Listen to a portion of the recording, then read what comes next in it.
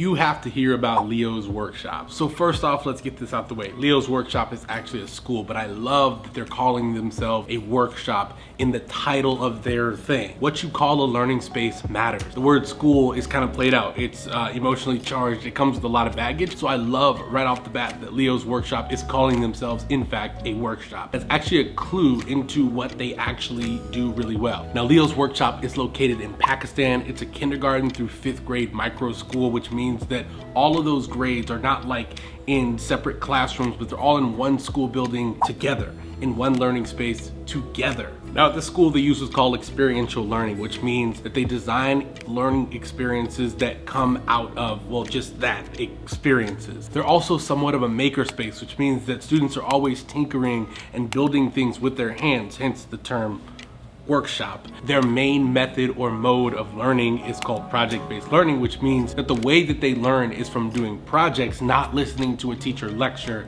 and taking tests. I love the core values of this school. They value 3 things that I think everybody can get behind. That's innovation, respect, and curiosity. What better way to run a school? One of the things I love and that I highly recommend for every school to do that Leo's Workshop does really well is that if you want to get a glimpse at what it's like to go to school there, they have a fantastic virtual 3D tour on their website. Highly recommend that you check that out. So what do you think? Let me know in the comments. Would you go to a school like Leo's Workshop? Completely project-based, completely hands-on, no lecture, mixed ages in the same classroom. Let me know in the comment and click the plus button to learn about more innovative schools from around the world.